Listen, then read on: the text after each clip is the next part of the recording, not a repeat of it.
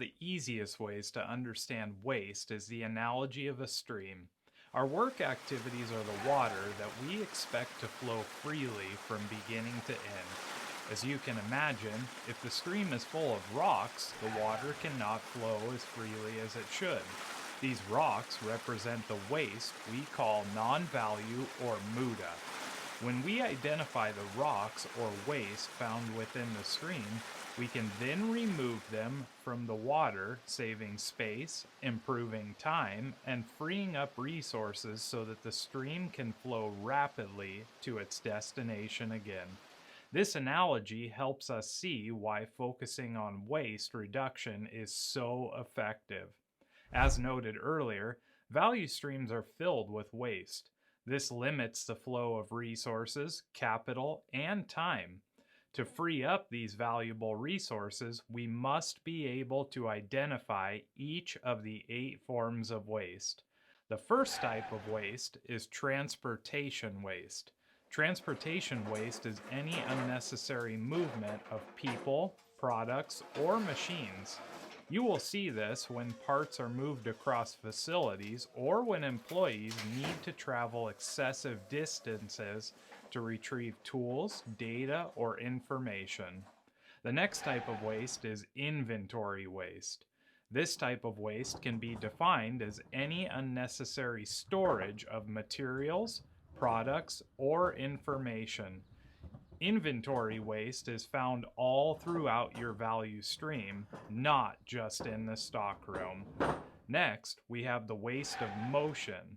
This type of waste is directly related to motion or movement by people and machines which does not add or create value, like reaching too high or bending too low. Another type of Muda is the waste of waiting. The waste of waiting can be defined as any person or persons awaiting products, information, data, machines, or services. This waste is often associated with long setup times, lengthy changeovers, and approval queues throughout your value stream. Overproduction waste is the deadliest form of waste there is. This is because it enhances all other forms of waste. Overproduction occurs when parts and services are created in excess of the needed demand or when services and parts are delivered earlier than the actual requirement. Overprocessing is the hardest type of waste to see because it is usually masked with workarounds and the hidden factory. The easiest way to define overprocessing is doing more to a product than what the customer, specification, or transformative process requires the first time through. Overprocessing is sometimes referred to as inappropriate processing because it includes steps that are not needed, extra handling, duplication of activities, and processes that are just not statistically capable of producing the desired results. One example of overprocessing would be a worker using screws and fasteners where clamps and more efficient tools could be used. The next type of waste is defects.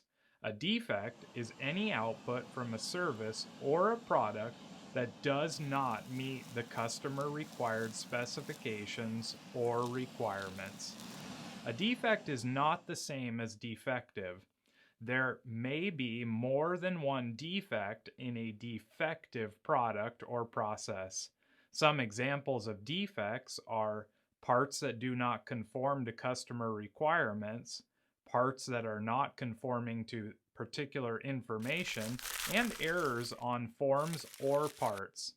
The last type of waste is the waste of underutilized skills with both machines and people. One easy way to remember these 8 forms of waste is through the acronym Tim Woods or the acronym downtime. Remember, this is just your introduction to each of the 8 forms of waste. As we dive into more advanced lectures, you will see common examples and learn about possible solutions for some of these forms of waste.